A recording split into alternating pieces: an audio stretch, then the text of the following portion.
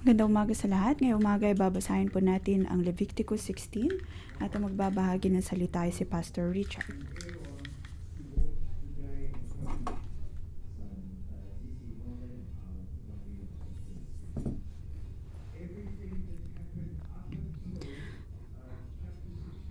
Sa librong ito, lahat po na nangyayari hanggang sa Leviticus 16 ay paghahanda ng Diyos para po sa araw ng pagtutubos.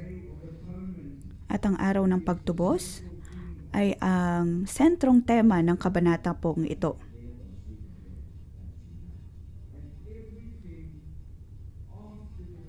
At ang lahat po na nangyayari pagkatapos ng araw ng pagtubos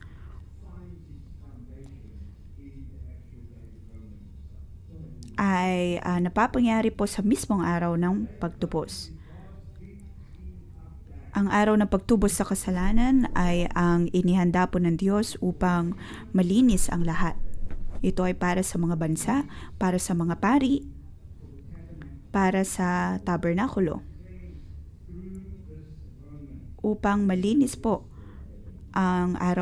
upang marinis sa araw ng pagtutubos na ito.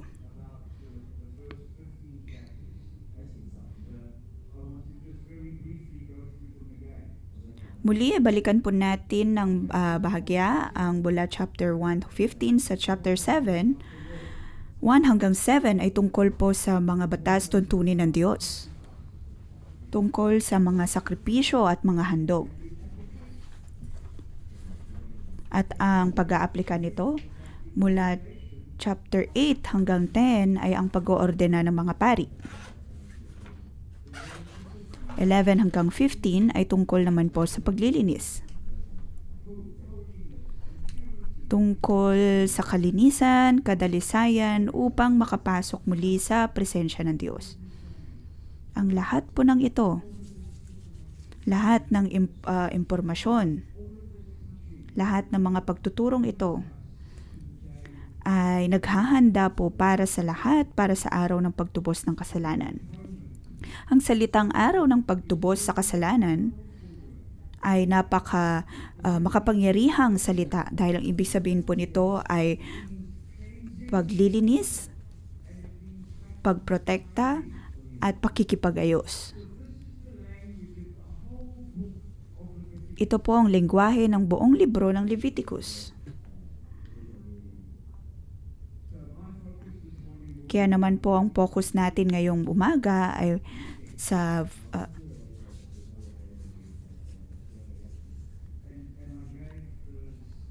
bibigyan po natin ito ng pamagat.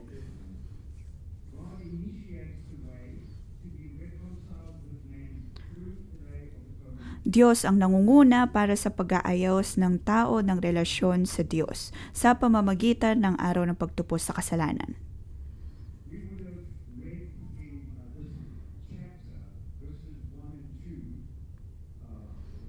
Babasa po natin sa verse 1 at 2 kung ano po ang nangyari kay Aaron at sa kanya pong dalawang anak. Sila po ay namatay. At ngayon ay narito po ang Panginoon na nagbibigay ng dagdag instruksyon o kaya panuntunan kay Aaron sa pamamagitan ni Moses. Lalo na patungkol sa tolda na inilagay ng Diyos. Ang sabi po dito, si Moses ay kinausap ni Yahweh. Ito po ay napaka-importanteng bagay na dapat po nating matutunan. Hindi po sinabi ng Biblia na ang Diyos ay nangusap kay Bob. Hindi po ito nangusap o nagsabi na ang kinausap ay si Priscilla. Ang sinabi po dito, si Moses ay kinausap ni Yahweh. Si Moses ang inordenang leader ng Diyos. Kaya nang ang Diyos ay nangusap kay Moses upang si Moses ay mangusap din sa mga tao. Gaano po natin kadalas na sinasabi o kaya natatanggap na, ang Diyos ay hindi nangungusap sa akin. Ngunit naniniwala po tayo na ang Diyos ay laging nangungusap. Ang tanong ay kung tayo po ba ay marunong makinig. Ang dalawa pong anak ni Aaron ay namatay. At bakit sila namatay? Dahil hindi po sila nakinig. Ginawa po nila ang sarili nilang kagustuhan. Sila ay namatay dahil naghandog sila sa Diyos ng hindi karapat-dapat na kaloob. At hindi po dapat ganito.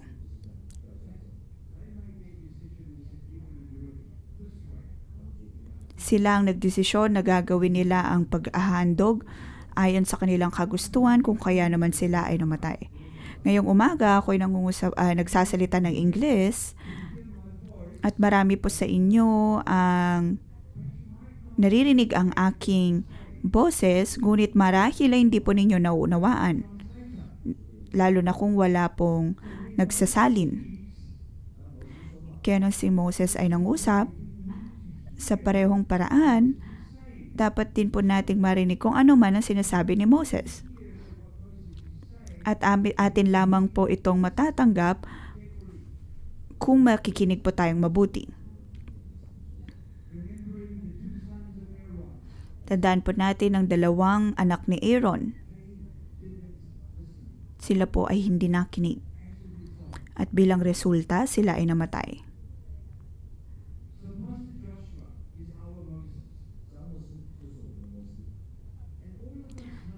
Si Pastor Joshua ay itinilagang Moses. At siya ay talagang nakikinig sa Panginoon. Nadidinig ang Panginoon. At ayon sa pag-ibig at pagtitiwala, atin pong pakikinggan kung ano man sinasabi ng Diyos.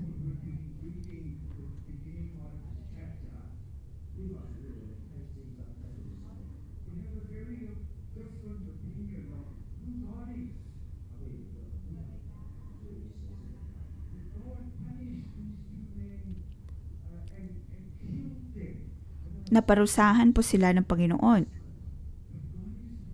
Ngunit ang Diyos ay Diyos na banal. Siya ay perpekto. At ang salita pong ito, kabanalan, sa orihinal na teksto, orihinal na lengguwahe, ang ibig sabihin po nito ay ang malinis o kaya mabukod.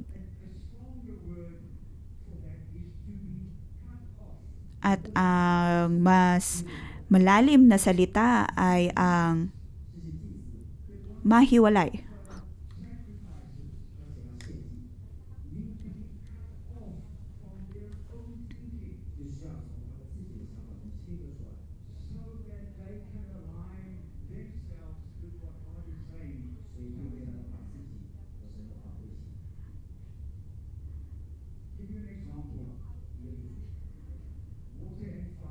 Halimbawa, tubig at apoy, kaya po ba natin itong pagsamahin?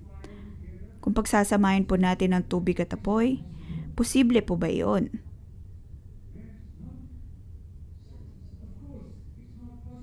Hindi po ito posible.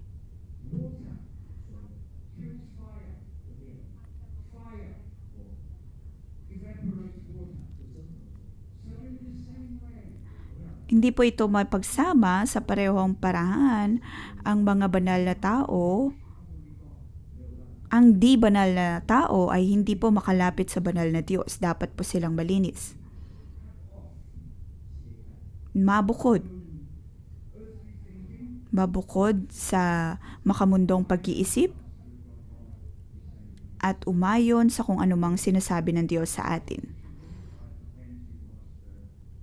At ngayon, narito po si Pastor HK upang magbahagi.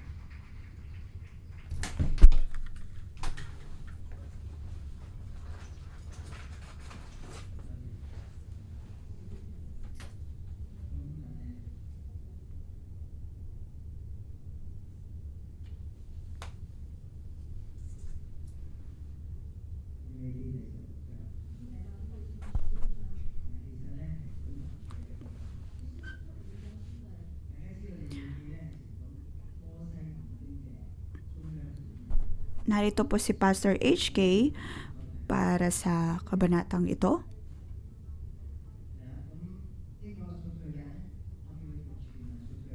Ang araw po ng pagtubos, tinatawag po natin itong araw ng pagtubos para sa lahat. Ang bawat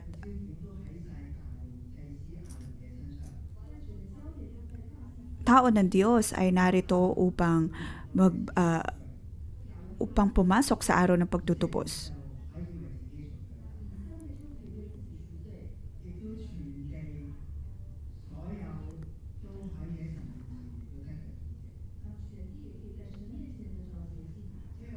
Narito na ipinakita ni Aaron kung paano po ang matubos mula sa kasalanan, at pagpapakita nito ay upang matulungan din ang lahat na muling makabalik sa Diyos. Alam po natin na tayo ay limitado, alam po natin na tayo ay dapat na mabukod. Alam po natin na sa mundong ito, patuloy po tayong mababahiran ng kasalanan ng karumihan. Kahapon ay napag-usapan po natin ang tungkol sa tulo.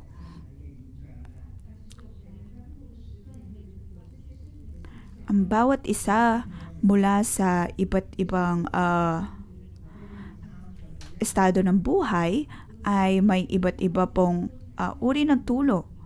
Dahil ito ay mga bagay na lumalabas po sa ating sa katawan katulad ng pawis. At kung tayo ay sobrang nagpawis, dapat po tayong maligo. Ito ay normal na proseso, ito po ang normal na pagkakalikha ng Diyos sa atin.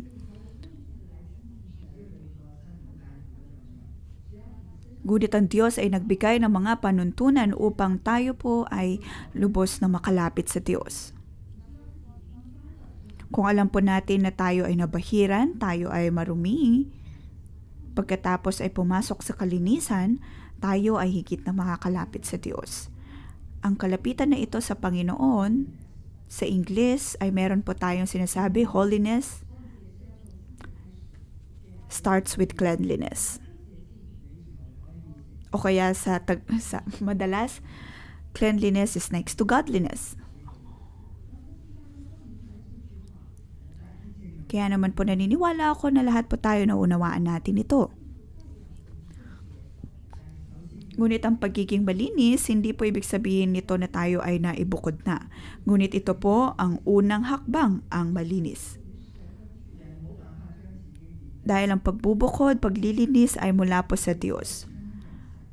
Tayo po bilang mga tao ay hindi po natin ito magagawa ng tao. Tayo lang.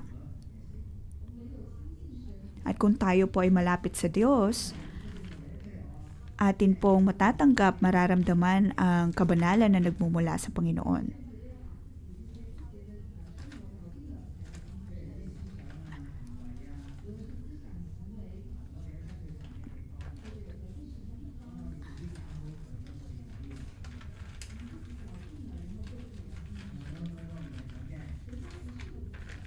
May mga tao na ang pag-iisip ay kailangan po muna nilang ayusin ang kanilang mga sarili, magbagong tuluyan bago lumapit sa Panginoon. Ngunit ang nais ng Diyos ay ang malinis muna. At saka sila tuluyang mapapatawad at mabubukod. Ang mga taong dumudulog sa Diyos sa pamamagitan ng mga maharlikang pari at sa pamamagitan din ng Panginoong Hesus, tayo po ay malilinis. Kaya maunang malinis muna bago mabukod.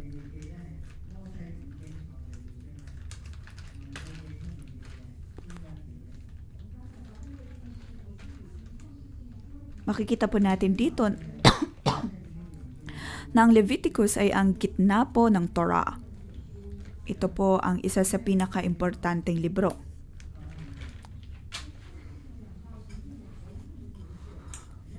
Sa Genesis ay sinasabi po doon ang pagpili ng Diyos kay Abraham dahil nilisan na po ng tao ang hardin ng Eden.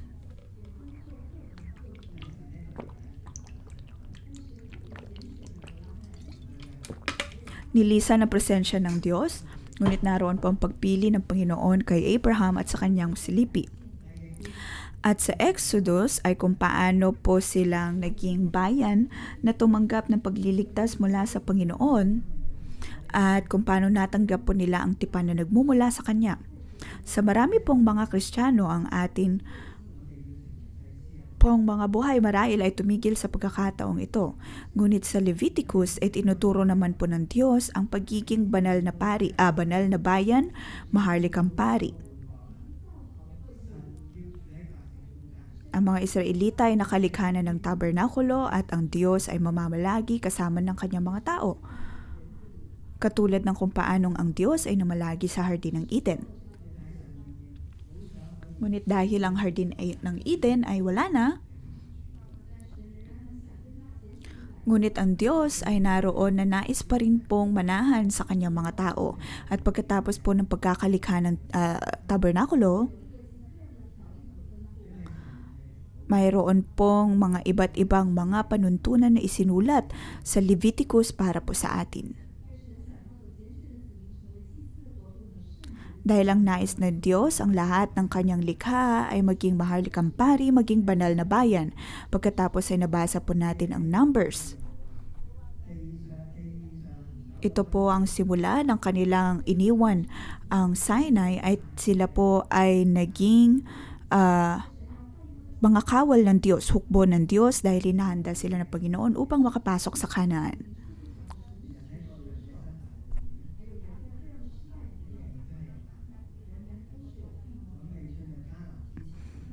Kahit na naroon ang kahinaan mula sa tao, tayo pa rin po ay binibigyan ng Diyos ng pagkakataon na makapanumbalik sa Kanya.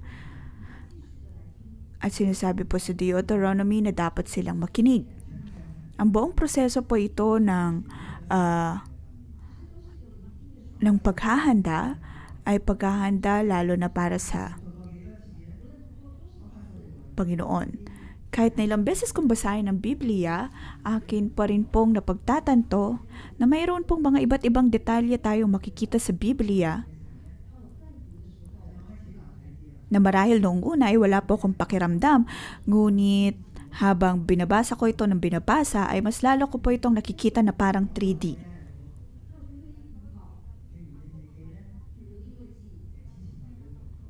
Kaya naman po sa 6:1:1, napakaganda, nabasa na po natin ang Leviticus dati, ngunit ngayon sa pagkikinig po natin ng Leviticus, mas marami pa po tayong natatanggap at nauunawaan pa natin ang kalooban ng Diyos. At tayo po bilang mga Kristiyano, sa atin pong patuloy na pagbabasa ng Biblia ng Diyos, patuloy na pagbabasa ng salita ng Diyos, tayo po ay natutulungan na higit itong maunawaan. Kung mayroon po tayong mas malalim na ugnayan sa Diyos, katulad po ng palabas na Dear You, may mga tao na kung papanoorin nito ay wala po silang mga emosyon o kaya pakiramdam dito. Ngunit kung ikaw, katulad ng pagbabasa ng Biblia, kung mayroon kang ugnayan sa Diyos, ay mas marami kang mararamdaman sa higit mong pagbabasa ng kanyang salita. Minsan, mayroon po tayong pakiramdam na sa atin pong pagbabasa ay parang wala pong pumapasok sa ating isip, utak. Dahil mayroon po tayong distansya sa Panginoon sa pakikipag-ugnayan sa Kanya. Dapat po tayo maging tapat sa harap ng Diyos. Dapat na magkaroon ng tunay na ugnayan sa Kanya, magkaroon ng personal na ugnayan sa Kanya, at ng lahat ng nagmumula sa Kanya ay atin pong matanggap. Sinasabi po ng Diyos sa mga Israelita, makinig.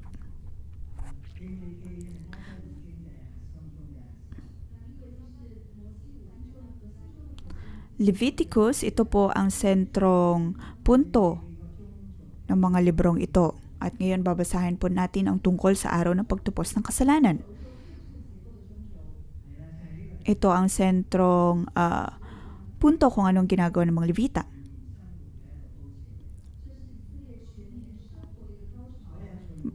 Masasabi po natin na ito ang pinakamataas na punto sa taon ng mga Israelita. Dahil ito ay pagtupos sa kasalanan, dahil madami po ang nabahiran ng kasalanan ng karumihan.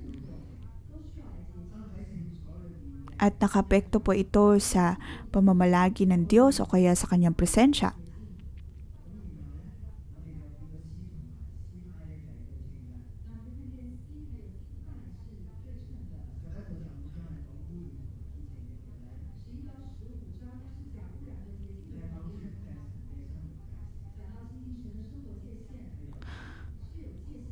Sinasabi po dito sa mga naunang kabanata ay ibinahagi kung ano man ang mga tuntunin upang maging malinis at banal. 17 hanggang 20 ay tungkol po sa pagkikipag-ugnayan. 21 hanggang 22 ay tuntunin para po sa mga pari. Sa atin pong higit na paglapit sa Diyos ay mas lalo pong tumataas ang ating standard.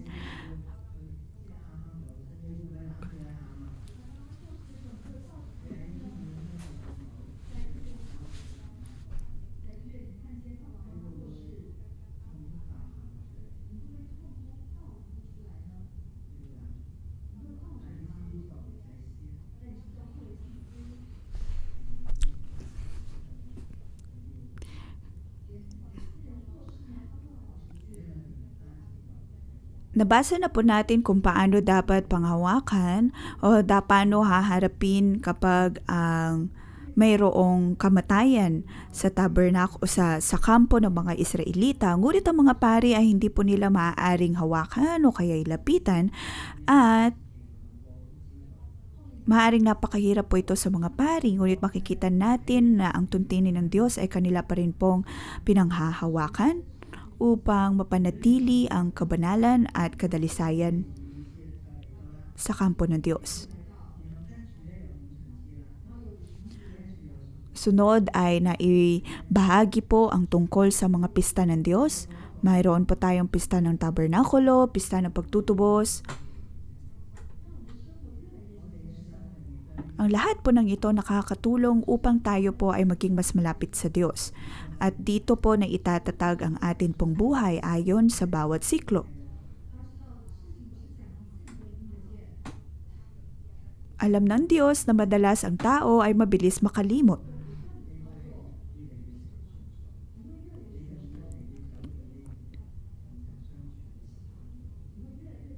Ngunit dito, tayo ay tinutulungan ng Diyos upang higit na makalapit sa Kanya.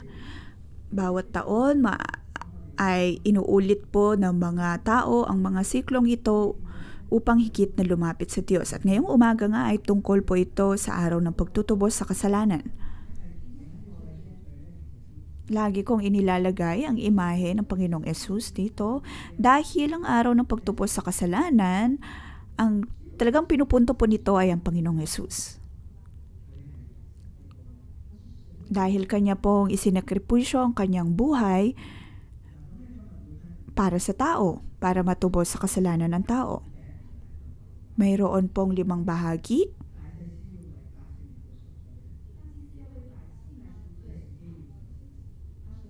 Ang mga pari ay dapat na malinis, matubos upang makalapit sa Diyos.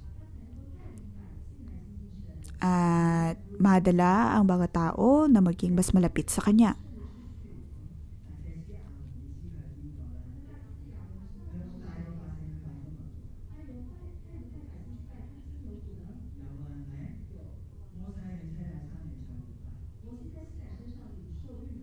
Kung matatandaan po natin, ang mga Israelita ay sumamba sa Diyos-Diyosan ang ginintuang guya habang naghihintay kay Moses na bumaba mula sa bundok Sinai. At si Aaron ang naging dahilan kung bakit ito nangyari.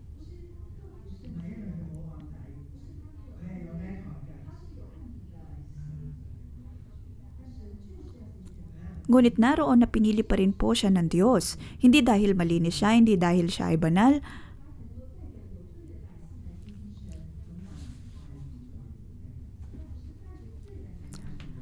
ngunit pinapakita lamang po nito na ang tao ay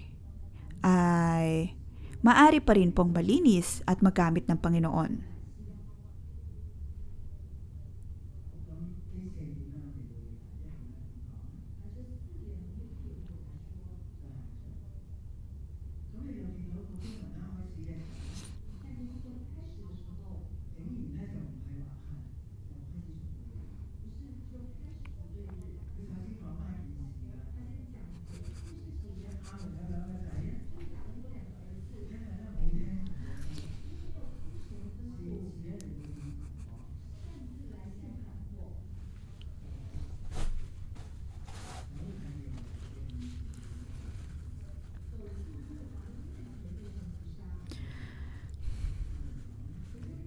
Kung matatandaan po natin ang nangyari kay Nadab at Abihu, sila po ay naparusahan dahil sa pagbibigay ng handog sa Diyos na hindi karapat-dapat.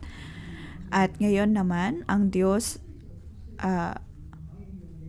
si Moses ay kinausap ni Yahweh. Sabi niya, sabihin mo sa kapatid mong si Aaron na makakalapit lamang siya sa dakong kabanal-banalan sa loob ng tabing sa takdang panahon. Sapagkat magpapakita ko ron sa pamamagitan ng ulap sa ibabaw ng luklukan ng awa na nasa ibabaw ng katapan ng tipan. Mamamatay siya kapag siya ay sumuway. Ipinapakita lamang po ng Diyos dito na sa paglapit sa dakong banal ng Diyos, dapat pong maging maingat. Ito po ang background ng araw ng pagtubos. Ito po ay napaka banal na araw. Hindi po dapat ito tinatanggap lamang ng basta-basta.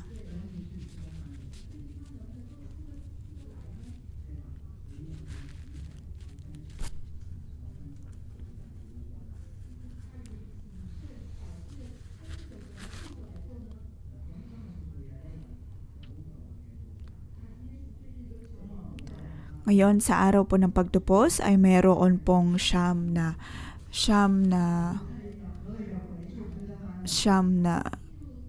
hakbang.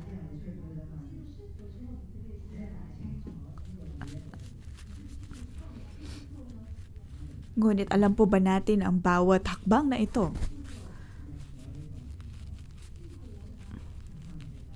Si Aaron ang pinili ng Diyos at siya ay binigyan ng pagkakataon na makatungo sa dakong banal at ito ay dahil sa kabutihan ng Diyos. Sa mga hakbang, sinabi po dito, una ay dapat po siyang magpalit ng damit.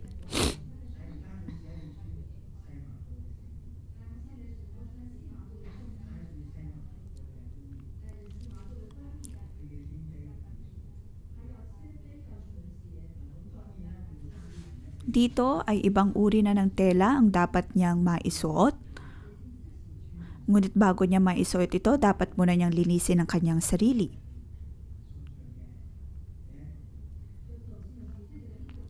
Ito po ang unang hakbang.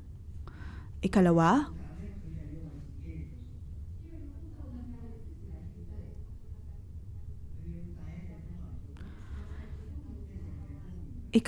ay dapat po siyang magbigay ng handog, ng toro, at ng tupa para sa handog pangkasalanan at handog na susunugin. Ito ay para sa kanyang sarili at para din sa kanyang sarili at para sa mga Israelita.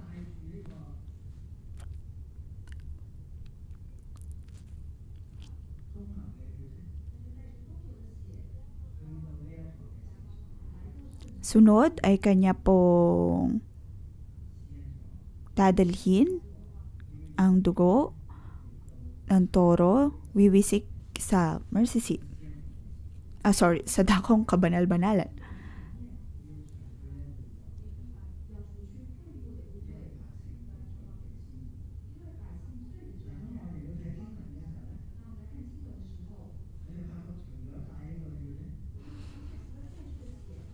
Dahil po sa pagpahid kasalanan ng mga tao, kaya kailangan po itong iwisik sa paligid.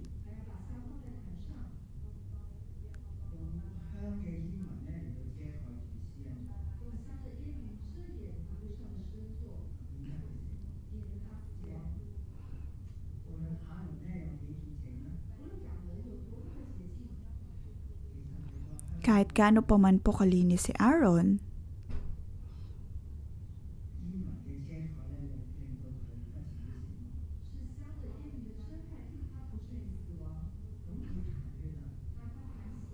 naroon,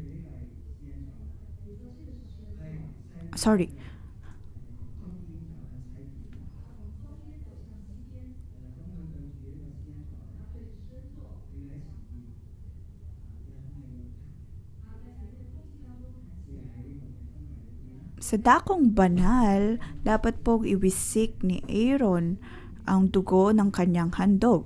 Dahil siya po ay buhay na tao na pumapasok sa presensya ng Diyos at kailangan po niyang ibisik ito sa harap ng Diyos ng 7 beses.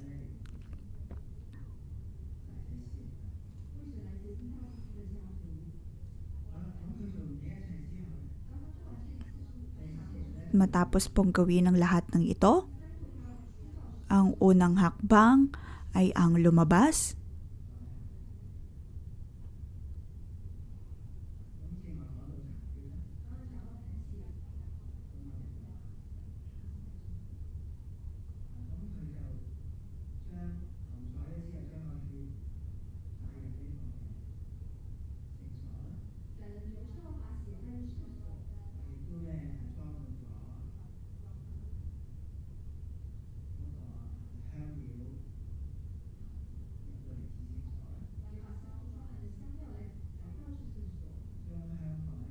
Dito po sinasabi na dapat dalhin ang dugo ng tupa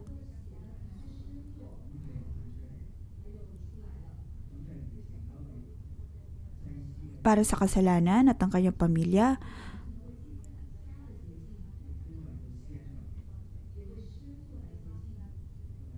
Iwiwisik sa harap ng kaban ng tipanan, pagkatapos ay lalabas muli.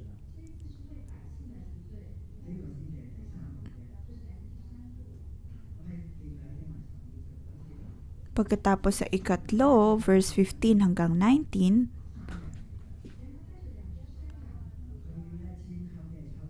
siya ay dapat na maghandog ng isang tupa. Kambing para sa kasalanan ng sambayanan.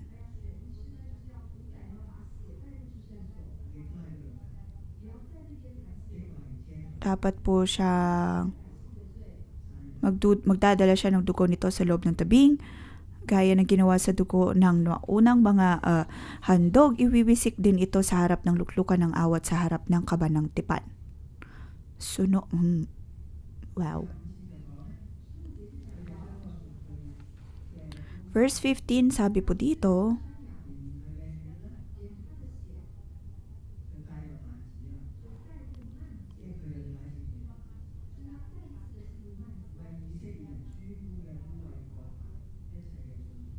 sa bahaging ito, verse 15 hanggang 19, si Aaron ay babalik sa luklukan ng awa.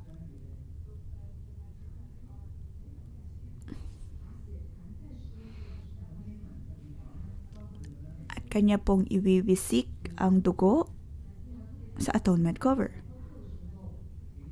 Makikita po natin dito ang napaka-specific, napaka-detalyado na dapat na gawin ni Aaron.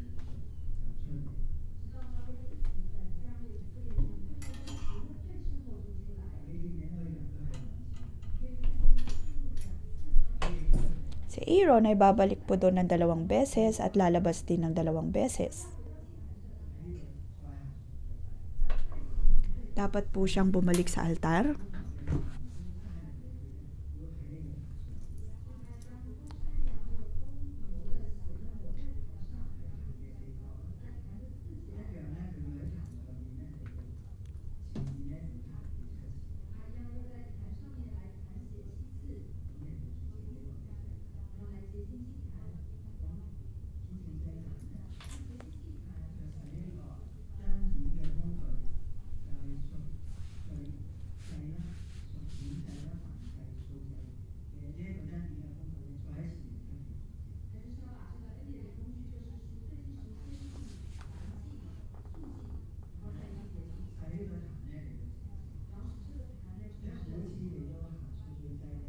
Ang altar ay dapat na malinis.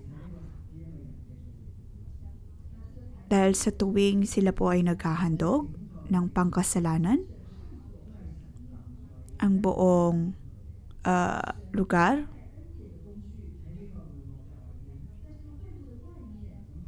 ay dapat na panahanan ng presensya ng Diyos.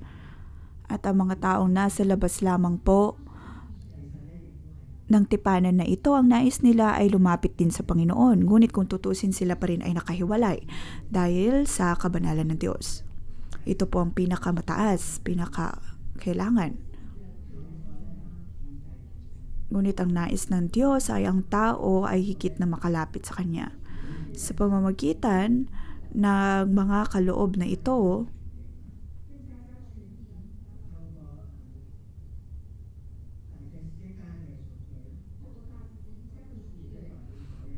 at sa kung ano man pong ginagawa ng pari para sa mga tao at para sa kanyang sarili upang sila ay makadulog sa Panginoon.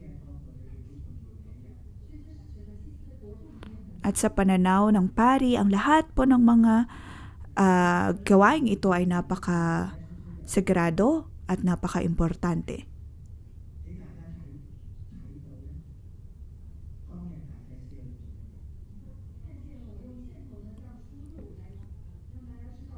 Makikita po natin dito kung ano ang talagang ginagawa ng pari sa mga araw po na iyon.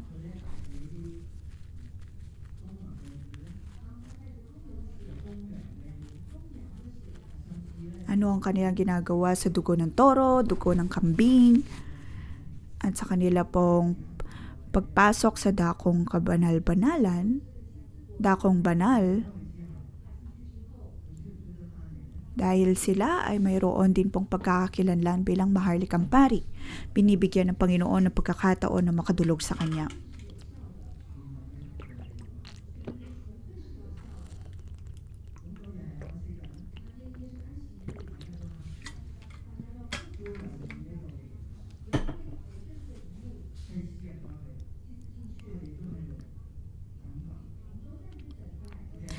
Ang Diyos ay naroon na naghihintay.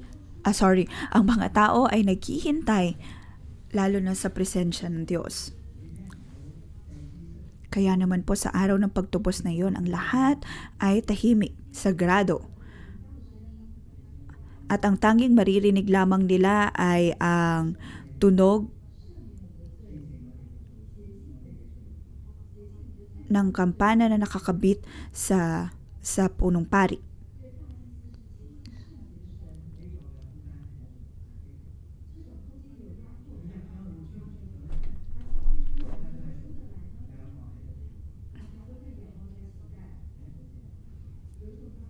Ang lahat ay nananalangin at naghihintay sa pagbabalik ng pari matapos na dumulog sa presensya ng Diyos.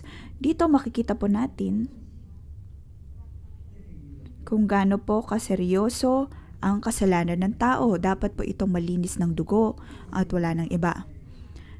At kailangan po natin ang sakripisyong ito upang tayo ay matubos.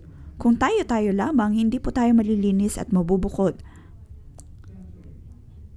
Tanging sa pamamagitan ng dugo na nagmumula sa kambing at ng toro na ang tao ay malilinis mula sa kasalanan.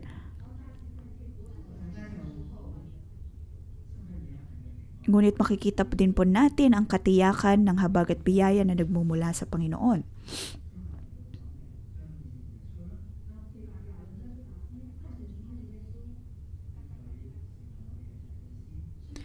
Ngunit ngayon, hindi na po si Aaron ang ating punong pari, bagkus ay ang Panginoong Jesus at ang mga inihandog na toro at nakamping ngayon ay ang katawan na po ni Jesus. At ang komunidad ng mga Israelita, tayo na po ito bilang mga mananampalataya sa kasalukuyang panahon.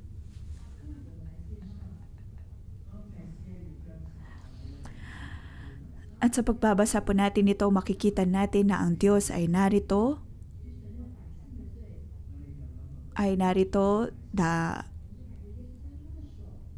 tinutulungan po tayo upang makabalik sa presensya ng Diyos.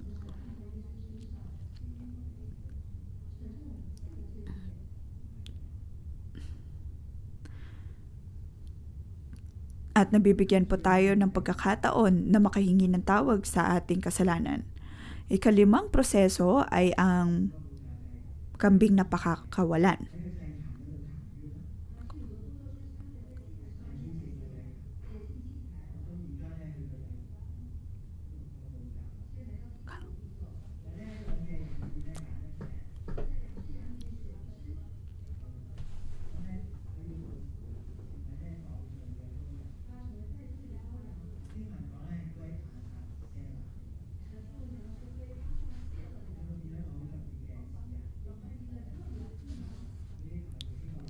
Makikita po natin ang isang espesyal na salita sa kabanatang ito.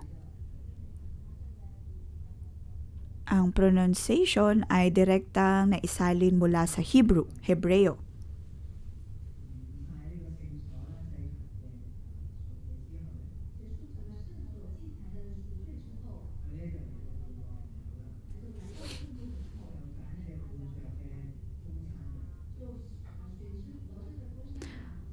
Sa pagbabalik ni Aaron ay magdadala po siya ng buhay na kambing at dapat po niyang ilagay ang kanyang kamay sa kambing na iyon, humingi ng tawad sa kasalanan at rebelyon ng mga Israelita.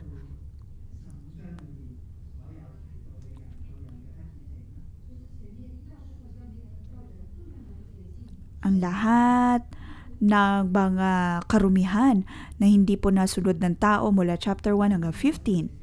Mga tuntunin na hindi nasunod, kahinaan, at nagbigay bahid kasalanan kahit sa presensya ng Diyos. Ang lahat ng mga kasalanan na ito. Si Aaron ay hihingi po ng tawad pagkatapos ang hayop na hinawakan ay pakakawalan sa disyerto.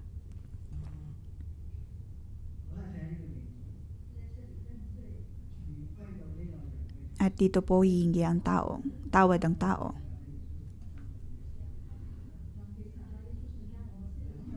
Makikita po natin dito na Diyos ang nagtatanggal pa rin ng kasalanan sa tao.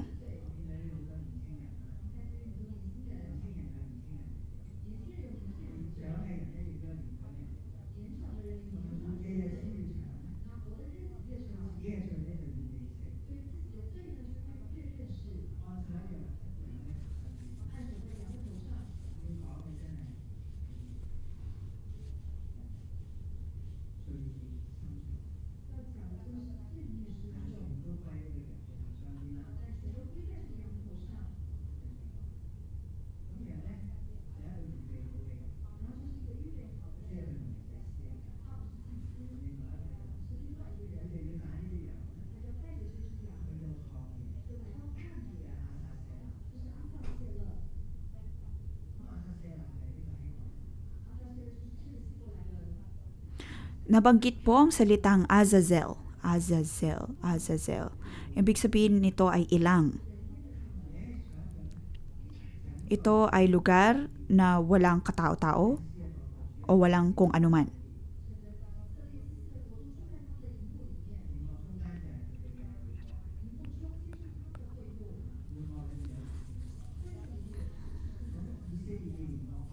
Kung matatandaan po natin, ang toldang tipanan ay nasa gitna ng kampo at sa gitna ng toldang tipanan na iyon ay dakong kabanal-banalan at ang mga Israelita ay naninirahan sa ilang. At ang Azazel naman ay isang lugar na walang anuman ang naroon.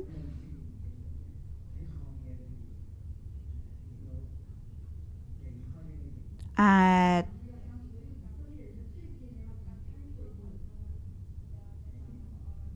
naroon ang kambing kung saan naipatong ang lahat ng mga kasalanan pagkakulangan ng tao.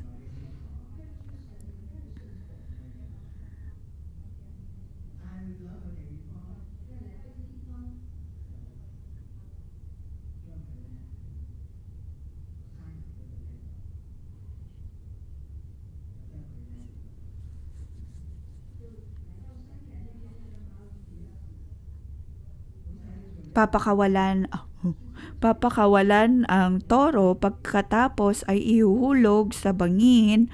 Ito ay para ipakita na ang kasalanan na ng tao ay nawala na, napatawad na.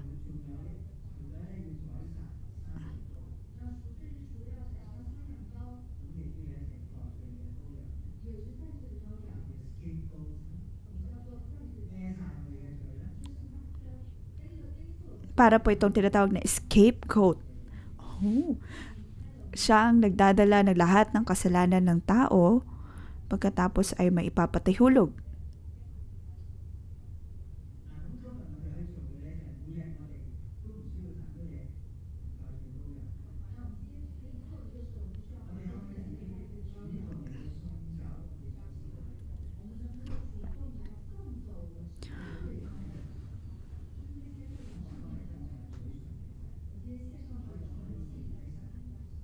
Ngunit sa panahon po natin ngayon, hindi na po natin kailangan ng ganitong kambing.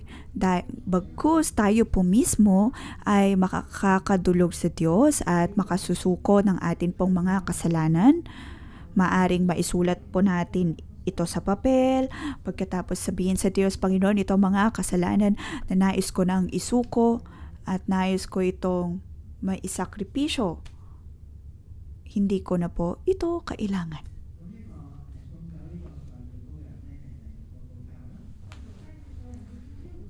Scapegoat. Sunod na bahagi.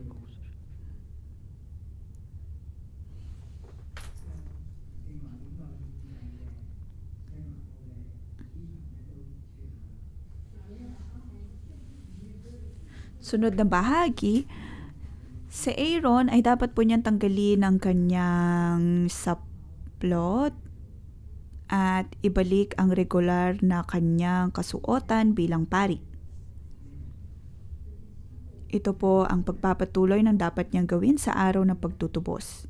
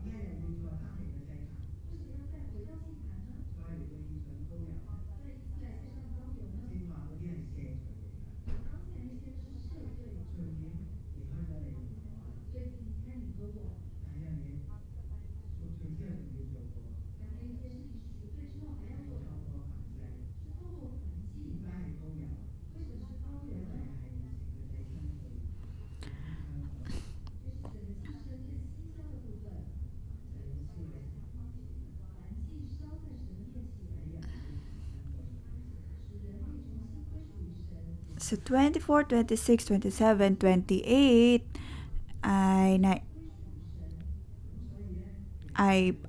mga tuntunin na nagpapakita na ang tao ay kabilang na sa Diyos.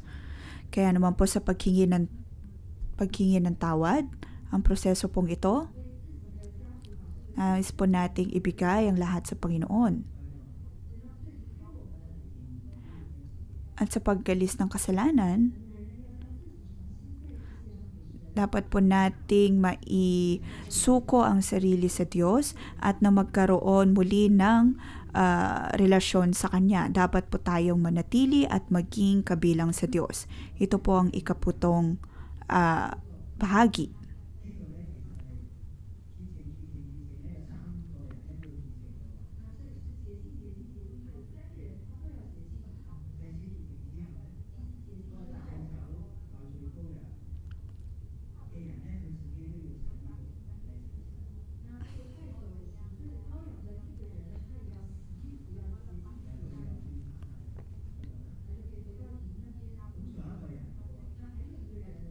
Mayroon pa pong isang tao, mga Levita.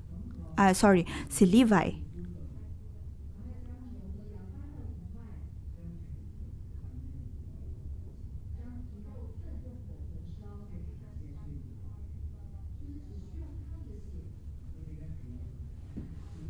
Ibig sabihin,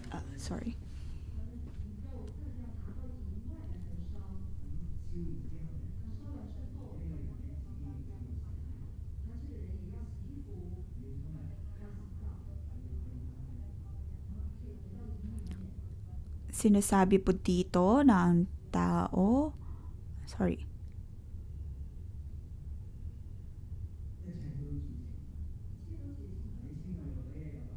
ang lahat ay nalinis na. Sa 611 ay meron din pong ganito. Minsan hindi po natin alam kung anong ating sinasabi. At sinasabi na gamitin ang vacuum cleaner mula sa langit. Malinis po tayo ngunit ang pinapakita po nito ay dapat lamang po nating linisin ang sarili. mula sa kasalanan.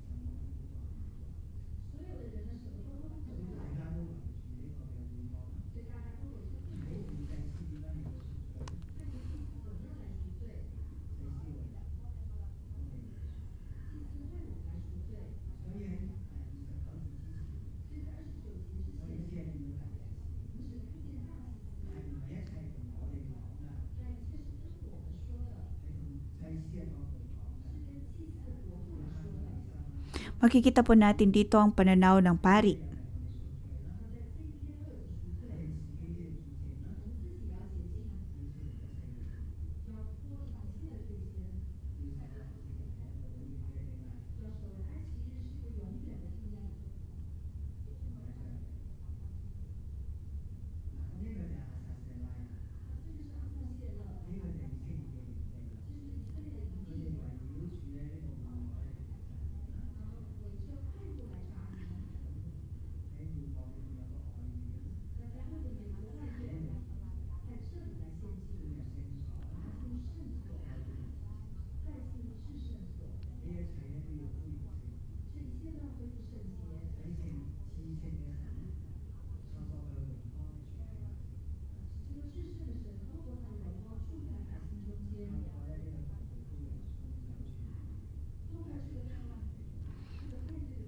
Kung matatandaan po natin, ang scapegoat ay makakatulong sa pagpapakita na malayo na ang tao ng tuluyan sa kasalanan. Ngunit kung tatanungin po natin, ang scapegoat po ba na ito hindi na talaga bang babalik?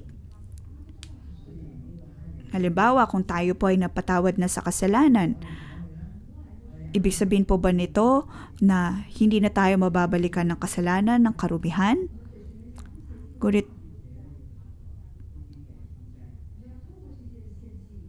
kaya po sa pamamagitan ng mga handog na ito,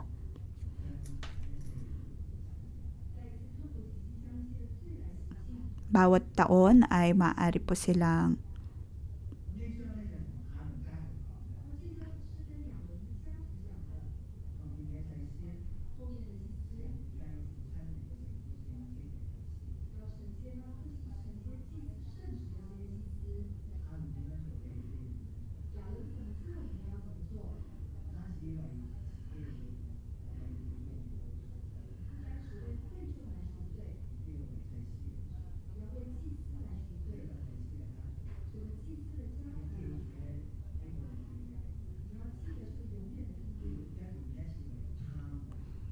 naroon ang mga ordinansa para sa mga pari. Bawat taon ay may ibinubukod na araw ang Diyos para po sa mga Israelita.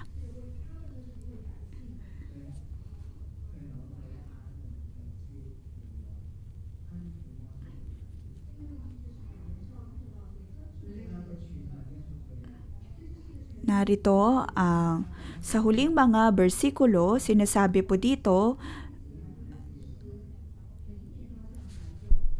bawat taon, ito ang dapat po nilang gawin sa araw ng pagtutubos. Maaaring napakahaba ng kabanatang ito. Ngunit maaaring sa tingin po natin ngayon, ay sasabihin po natin, mas madali na ngayon dahil naroon na ang Panginoong Jesus. Ngunit sa pagbabasa po natin ng kabanatang ito, atin pong higit na mauunawaan na naroon nga ang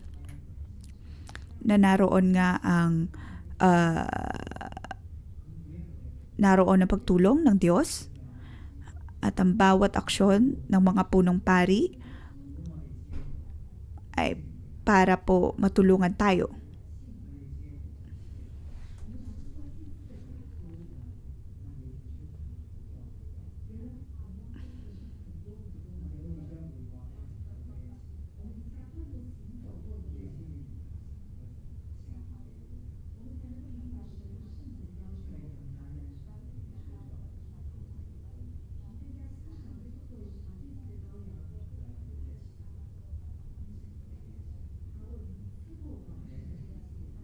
Ang Diyos ay narito na nagbibigay po sa atin ng pagkakataon na makabalik sa Kanya sa pamamagitan ng Kanyang pagtubos at paglilinis. Salamat sa Diyos sa Kanyang buhay na salita.